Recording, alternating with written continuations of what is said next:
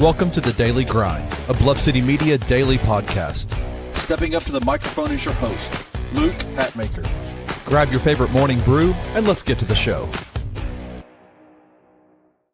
And the Thunder, welcome to the Daily Grind. The Thunder might be rolling tonight.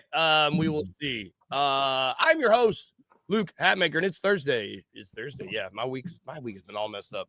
It's Thursday, and we're going 3 wide today. I got Parrish and I got Rusty with me. How we doing, fellas? You good? Parrish said you're off work today.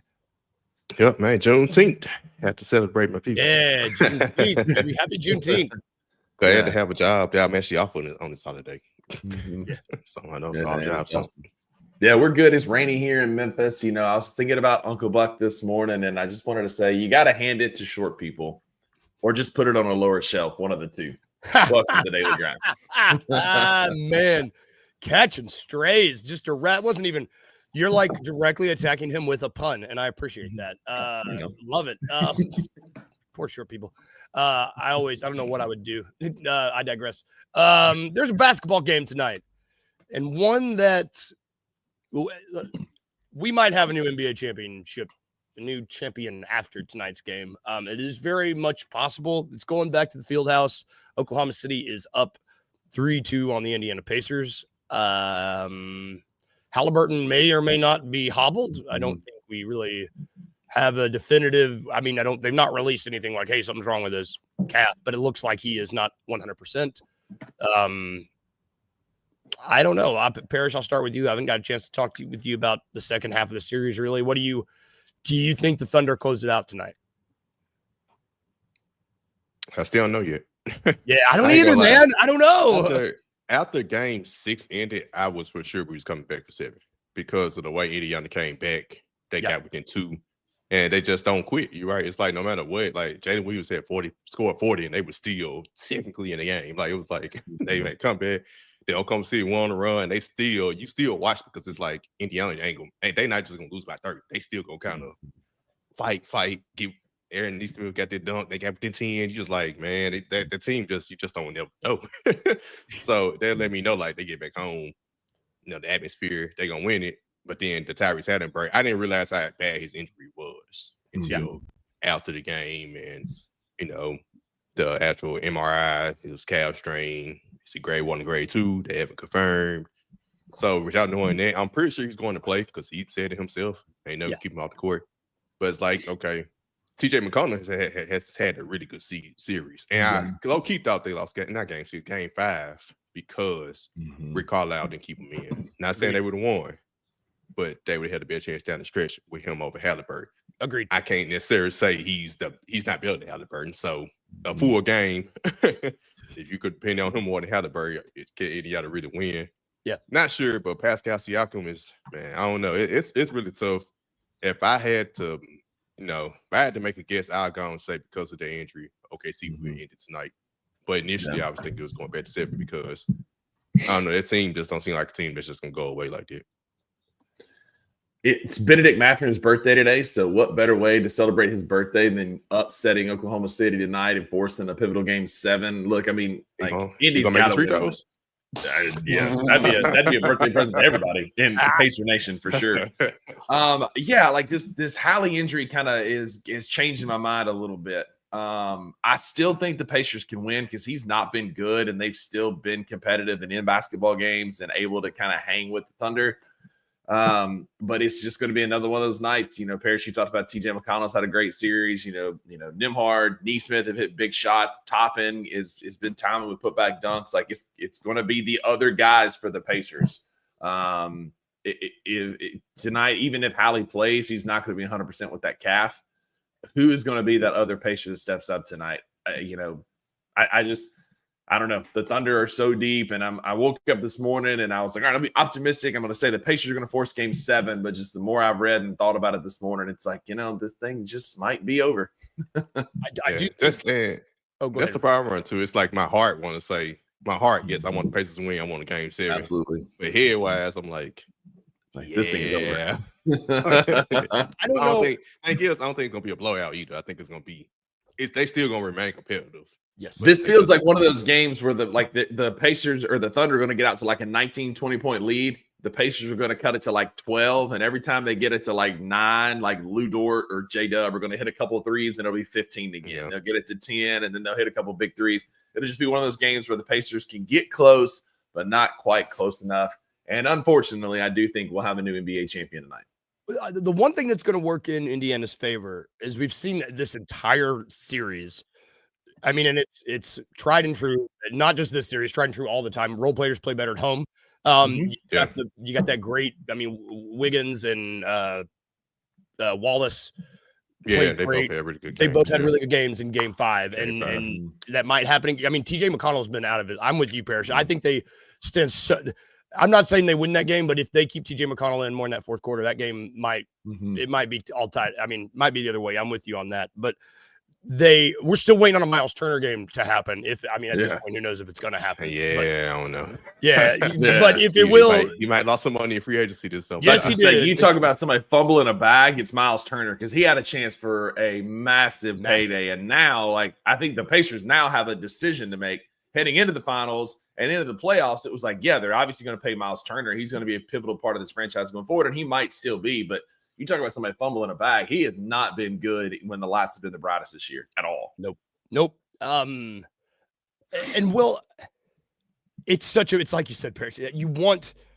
My heart wants nothing more than to be like, man, back in the field house, role players are going to go off. Pacers are going to win this thing. They're going to claw their way back. But with not knowing about the Halliburton thing, it's just like, he's not. If they do win tonight, I think it'll be Thunder by $1 billion in Game 7. If the Pacers somehow win tonight, Oklahoma City on their home court, I think it'll be Thunder by $1 billion. And you know what's so rusty? What's so funny, Rusty? When watching this series, it's low key going exactly how the Denver series went. 100%. Game 1, a wild comeback. Game 2, Thunder Post blew Denver out the building, and mostly blew Indiana out. Game 2, Game 3, Denver won overtime. Indiana won the down the stretch game. Game 4 went down the stretch. OKC found the way to make a comeback in the fourth quarter, both series, because they were down by 8 at Denver. Then Game 5, Oklahoma City, I think that game went down to the wire against Denver. And Indiana game, it got close in the fourth quarter, and then they ran away with it. That game against Denver went down the wire. In Game 6, Denver found a way to win. Aaron Gordon got hurt. That's wild. It's going exactly how they blew them out in Game 7, but like 40 or something like. Yeah, you watch like Tyrese will play on a bum leg, have a crazy heroic game, do himself more harm than good, and then have to not be 100% like Aaron Gordon. We're like, well, there we go. Oklahoma City's going to win this thing on their home court. That's it. Yeah, I mean, if again, the Pacers can win. They absolutely can win without Hallie because they've got a bunch of role players that are just really good at their job. And if they can keep it close, I don't see why they can't force a Game 7 tonight. But like, you just got to be able to withstand those Thunder runs. And the other night, they let them go in Game 5. They would let them go on that 18-4 run late in the fourth quarter, and there was nothing they could do about it. Just ran out of time. And so, 4 straight turnovers. Yeah. God, turnovers. Man, it was. It feels stupid to be like the keys to victory, but just take care of the damn ball. That's it. Just don't turn it over. But what does Oklahoma City do? They force you to turn it over. I mean, that's their MO. That's what they do. And here's the thing about like Halliburton. Yeah, he hasn't had a good series, but he's still key. So when they scout you, they're shutting you, they're locking in on you. With him hurt, now you're gonna be like, man, TJ McConnell was smoking us. Let's focus in a little bit on him. Like, you know what I'm saying? Like, that's where it's going to shift. Their defense focus is going to shift to some of those other players. So maybe Halliburton will just have to have a heroic game on his league. But you're right. Because, I mean, with Halliburton hurt, I mean, McConnell ain't going to be saying he can't guard me tonight because they're all going to be guarding him tonight. They're going to lock me in this time. Man, we'll see. I just hope at the end of the day it's at least a good game. I don't want if we're in for a blowout in either this game or the following, I just hope it's Game 7. I would really like to see this one go. Pacers win this one, and then if there's going to be a blowout, let it happen the next game. I'm just not ready to give up basketball yet. Yes, I'm not ready. I'm really not ready. Although we are probably going to have a pretty crazy offseason. We're already in for already started, man, and it's just going to keep going. We got news yesterday, which I don't know how much news this is, but man.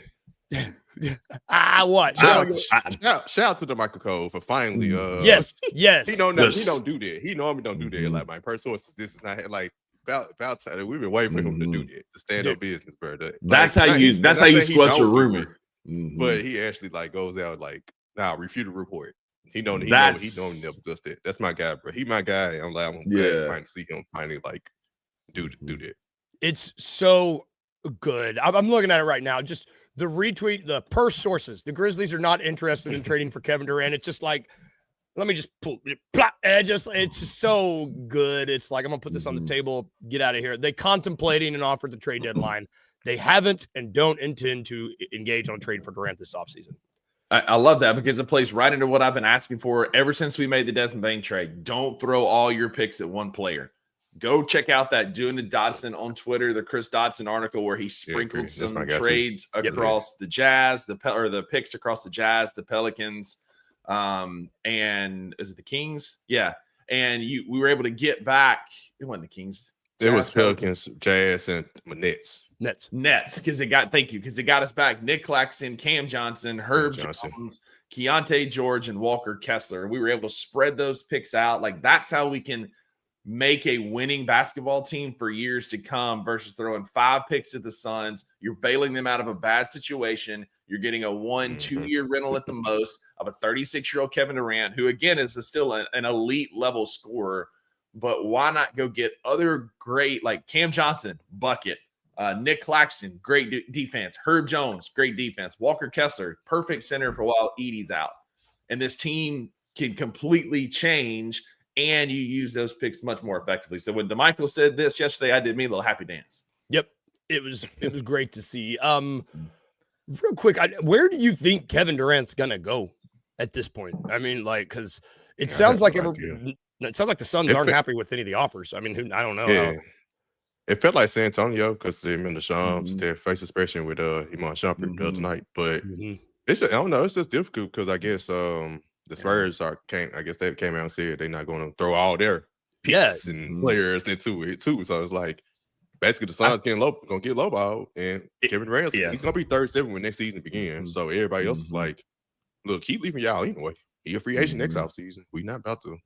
We're not finna throw our chips in. And then teams like Minnesota, they looking like, I'm not finna trade you Rudy Gobert or Julius Randle, and he know it's not guaranteed he even wants to be here. Like, nah. And that's the thing with Memphis. Like, he don't want to be here. So are we finna throw you 5 picks for a player who don't want to be here? Nah. Now, would I be? It's probably going to be a 3-team trade. Shout out Edward, took the words right out of my mouth. I wouldn't mind being the 3rd team that picks up some of those extra pieces and need to make it move. Like I saw one yesterday where he went to Houston and we were able to get Jabari Smith and a couple of other things out of it. I wouldn't be upset at that being that 3rd team, but it's going to be somebody's going to come in on draft day. Speaking of, tune in the $2 Sports Show that day. I've got a guy named Benjamin Garcia. He's a reporter for the Suns. It's going to be on the show with me that day. We're going to talk about the Suns and what they're actually going to do with Kevin Durant, because I feel like on draft day, somebody's going to throw him just a lowball offer, and the Suns are going to have to take it because they're that desperate for picks and for changing that franchise and building around Book. Yeah. I mean, well, I would want a deal to happen by the draft. So I imagine we've got what, like 6 days? 6 days. I imagine something will be done by then.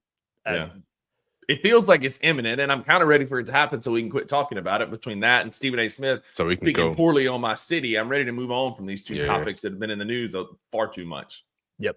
So we can get on that. Basketball. I haven't been on the show since all this stuff went down, but like, I like the passionate same show yesterday. Like, I've always been that passionate, like throughout the year. I even got on Facebook because I got so tired of the negativity on there from people in Memphis talking about it. And it's like, bro, move the F out. Like, I always feel like that. And even yesterday, in the last 2 days, I'm driving my truck, just like, you trying not to let the body, you like, bro, it's Steve, like, ooh, bro. Yeah. Just, I think we're going to talk about that here in a minute. I would say you guys are transitioning for me. I don't even have to do it. I was like, y'all are doing it. This saga continues with this shit, man. Pardon my language, but it's just like it's getting to the point where it's dangerous and irresponsible what he's doing. And Desmond Bane came to the defense of which I don't know. I don't know if people thought that he was going to throw I guess people were ready for the player that just left the city to throw the city under the bus in lieu of this Stephen A. Smith stuff, and the opposite happened. Grizzlies fans think too much into stuff. Like, I think he said something about, he said we called it dungeon. Yep. Not I. The team is what he was referring to. And they got me, you know. My thing with that, like, what do you expect him to do? Do you think he's going to be up there being like, yeah, I'm glad to be in Orlando, but I sure do miss Memphis. This is my home. That's where I wanted to be forever. No, he's not going to shit on his new team. He's going to be excited. He's going to be fired up that he's in Orlando. Yeah, that's an absolute nothing burger. I mean, he's excited to be in Orlando. I don't blame him. It's a new, fresh start, new team. It's exciting. I'm in that part of my life. I'm no longer gainfully employed, and so I'm in an exciting phase trying to figure out what my next job and role is going to be. I'm not going to crap on my old company. I'm not going to crap on the future. Like you just get excited about the future, and that doesn't mean that you're hating on Memphis. Yep. And it's a response from a tweet he tweeted like 3 years ago when they opened a new facility. He said, "Man, we need that here in Memphis." So that question was based off the tweet. Dude was like, "Hey, you say tweet this? What about it? Now you hear it? Hey, man, this is a beautiful facility, man. You know, in Memphis we call this dungeon. Like it was a he literally said that 3 years, not actual verbatim, but he said something similar 3 years ago." It's amazing what they're like. Oh, he called it a dungeon. Stephen A. Smith was right. It's like what? No, y'all. No. He's just talking. Like he's excited about his new place. Orlando. I don't know if y'all seen some of the videos and pictures, but Orlando's practice facility is one of the best in the NBA. Really They've got that new floor that they can change the floor to different colors, different paint schemes. It's all virtual. It's an LED floor. I mean, it's in Orlando, Florida. Like it's an incredible facility, and it has nothing to do. Like two things can be true. Like Memphis needs to update their athletic facility, their weight room, and their athletic training room, which is below the FedEx Forum. And that doesn't necessarily mean it's a dungeon, but Orlando's is just that nice. Like it's just they put a lot of money in it, and we're going to redo our facility soon. So who knows what we're going to end up with? But nothing but love for Desmond Bane, especially him standing up and saying what Stephen A. Smith said was false. Yep, which it's just it was just very nice, like to see. He could have. I mean, if you wanted to be a clickbait or whatever, if you wanted to capitalize on this moment, he could have very easily been like, Stephen A's right. I'm happy to get out of there. And he didn't do that, which is because he's a real one. And it's just really, really cool. Yeah. We haven't had you on here in a while. I'm going to keep you on. We're going to keep Parrish. I said I was going to get you out of here, but I want to talk to you about a little bit more stuff. Debuting a new segment. I didn't tell either of you about this, but in lieu of, this doesn't. So Zach Edey is injured. We know about this. He also got arrested. But let me try this. How fast was he going? 101 miles per hour. That's him in the Kia Sorento right there with his little head sticking out. I got more questions. Forget driving one-on-one. One, how he drive one-on-one that quick in the Kia Sorento. One, he told the officer. The other, he told the officer that he was just trying to get in front of another car in the Kia Sorento. 3, he's 7'4". How does he fit inside a Kia Sorento? These are all questions I have. Zach Speedy. Shout out, Chris. I like that. Got me. I like that one. That was good. That was good. If that's not an advertisement for Kia Sorento, I don't know what is. You got 7'4", 350 pounds, Zach Edey doing 101 in a car that is predominantly made of toy grade plastic. And I had a Kia Soul. You can break into that thing with a screwdriver. I mean, with a heat gun, and you can warp the door and it'll pop open. I mean, it is literally Korean plastic. And Zach Edey is absolutely Zach Speedy is dirty work, man. Yeah, I was like, I ain't calling him Edey no more. Yeah, Zach Speedy. Zach Speedy. Shout out, Zach Speedy for here on out. I'm never calling him Edey ever again. So never. What do you think the cop thought when he pulled over a 7'4" dude in a Kia Sorento? I'd be going 101. Yeah, I just picture him looking out the sunroof with those aviator goggles on. Like that's how I've got Zach Speedy in my mind. You know how Zach Edey, you know how he talked. And when I saw the comment that he said, I was trying to get in front of another car, I was hearing it in his voice. Yep. How he talks. That's why I was rolling. I was rolling for a good 30 minutes, just thinking like him saying it. So all that to say, he's not going to be around at the start of the season. So we might need a replacement front court. I don't know, somebody in the front court to bolster this to help Zach Speedy. Man. So I've got a new segment. Would you sign that dude? Instead of would you make that trade? would you sign that dude? Because Luke Cornett was the name that I saw. Dude's gonna be a free agent. We know that Boston needs to do something about their cap situation. Been making a lot of rounds on the X. I know Parker Fleming, our guy Parker said, mentioned that we could sign him to the $8.8 million, the exception, which is not bad. I mean, I just don't know. You know, I like Luke Cornett a lot. My biggest, it's not even a reservation here. It's just I just don't know. Have the Grizzlies ever used their damn exceptions? Do they? I mean, they use them in pieces, but they're not going to be like, I'm going to use most of it to go and flat out sign one guy. I feel like. So I just don't. I don't know if. I don't know. I like Luke Cornett. I don't know. Like for $8 million. It's so much because because of that trade. It changed almost every single calculus on anything we thought about this offseason. Right? Exactly. Because now you got the pieces to make additional moves when you was low-key really handicapped before. And it was like, okay, we only got the minimum exception to use and try and get Jaren this extension. Now you got a whole lot to do. You can acquire that center in one of these trades. That's kind of where I'm at. Like Cornett, I like Cornett. He's a big body. He's a Vanderbilt kid. He's from Lexington, Kentucky. Look local. Like he can fill in kind of that role for Edie being so big. And his game is nice. Like, Speedy. Sorry. Like his game is nice, but like I would if we're gonna sign him for like $8 million, like I'd almost rather maybe go find some shooting help and then like acquire, like you said, maybe I keep going back. Like shout out Chris Dotson. Like that trade just in my little brain, which is operating on about like 2 pistons at all times. Like I think that makes sense to get a Walker Kessler type that you could get as a piece, get a Nick Claxton in that trade. You know, in the trade, he did send Speedy Edie out to Utah, I think, to replace Walker Kessler. So I do think that there are options out there. This to me is like a last case, like worst case scenario, last effort. We literally can't pick up anybody else. Look, Cornett, here's $8 million. This move would make sense for me if we didn't just get 4 draft picks, 4 first, and this was like a pre-trade move that makes a lot of sense in that environment. But I think you're absolutely right, Parrish. Everything shifted. Do we think Luke Cornett's really going to command the full? I mean, he might be full MLE. Might be wrong. There's a lot of people that need centers. And between the Lakers, the Warriors, there's a lot of teams that need centers. And so I don't want to get in the bidding war for Luke Cornett. The Warriors always need a center. Yeah, I just don't want to get in the bidding war for Luke Cornett, the Lakers, or the Warriors, or same with Marvin Bagley. Like somebody's going to throw a bag at these dudes, and I don't want to get in a bidding war. And we got to re-sign Jaren. We got to do a sign and trade with Santi. We need some other pieces. Like I don't want to get in a bidding war for Luke Cornett.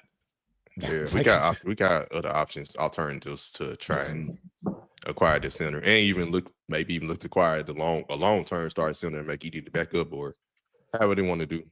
Yep, I'm with you. It's like if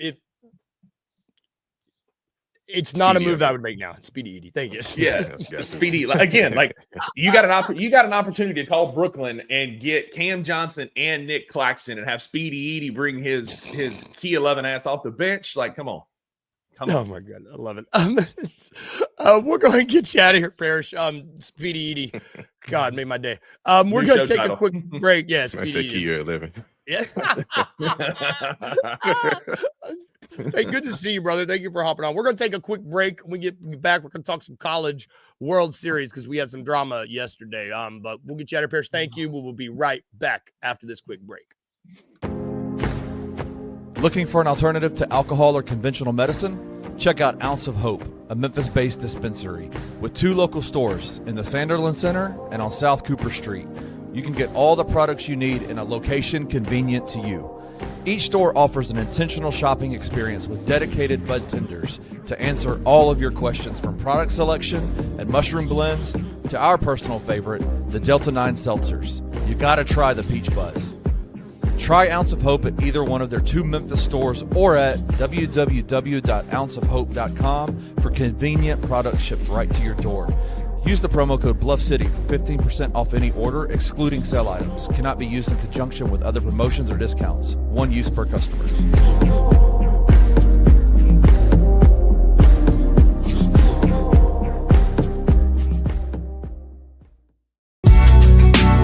In the heart of the Highland Strip for 27 years, Trilogy Tattoo has helped tell stories for Memphians for generations. Located at 530 South Highland, Richie and his team are waiting to help you tell yours. From tattoos to piercings, your body art should be as unique as you are. Voted a Memphis Flyer top 3 tattoo shop in the city of Memphis since day one. Your story will be safe here at Trilogy Tattoo. Open 7 days a week, Monday through Saturday, 11 to 11, and 3 to 11 on Sundays. They have convenient times waiting on you. Let Trilogy Tattoo help you tell your story.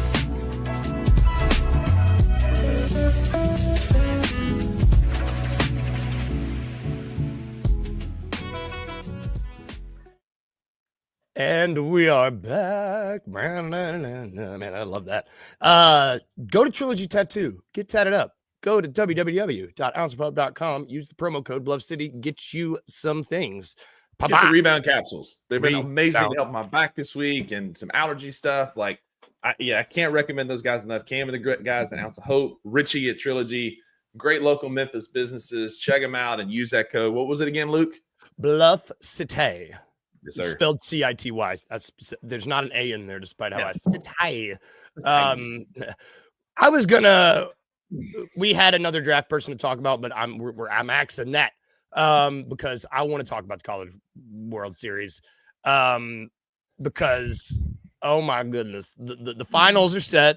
Mm-hmm.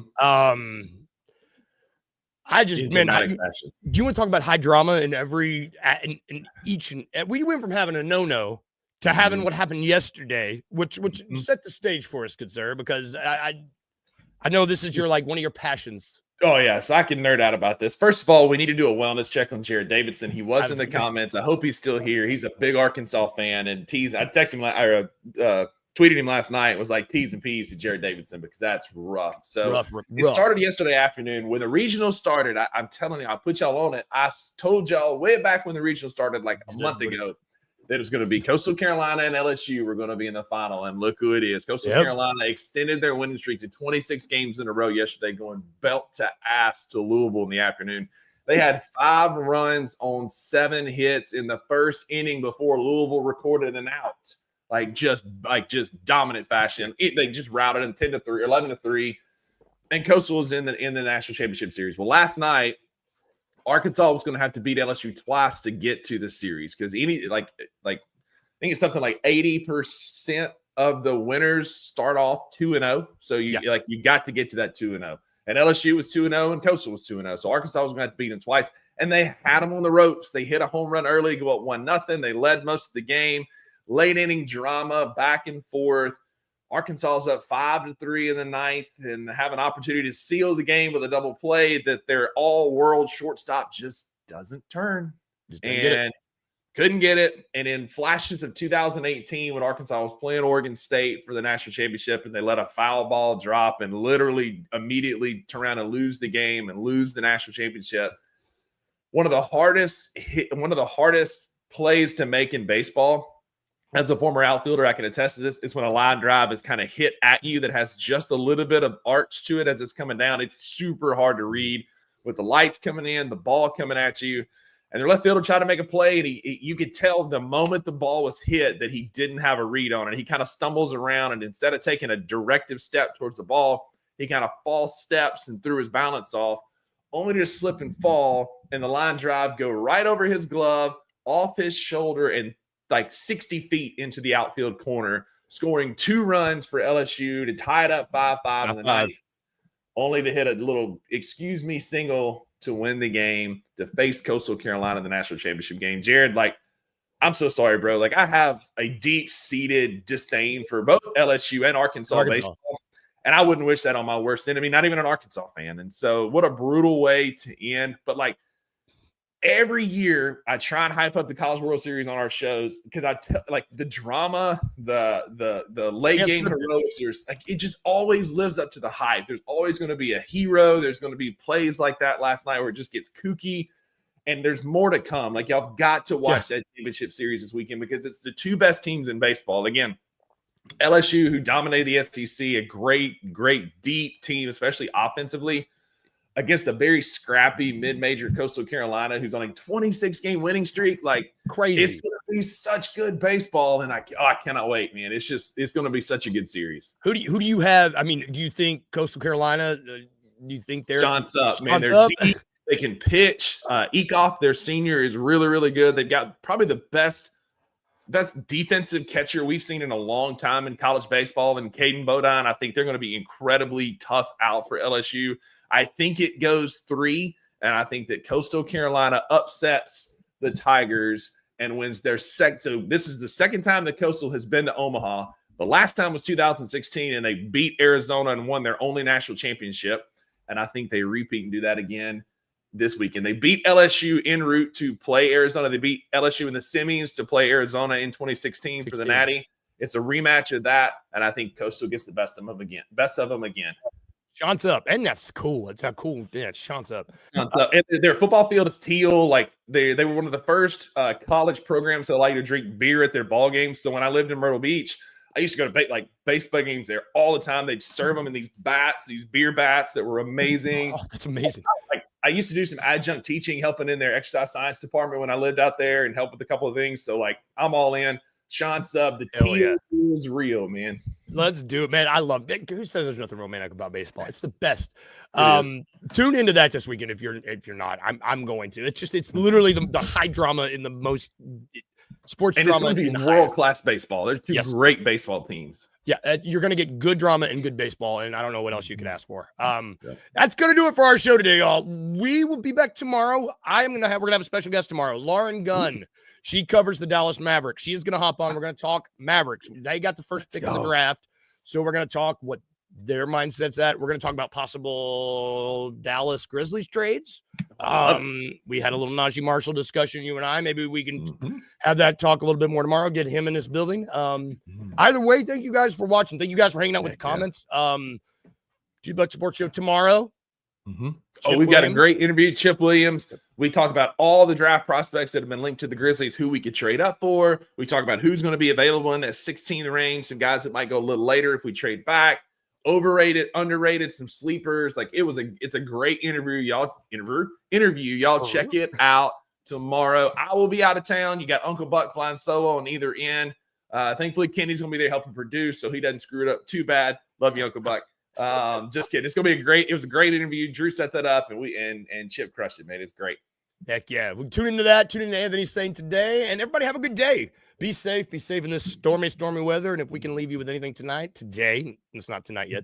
Remember to be a little weird, just a little baby bit, and remember to smile. Bye, guys. Have an awesome day today.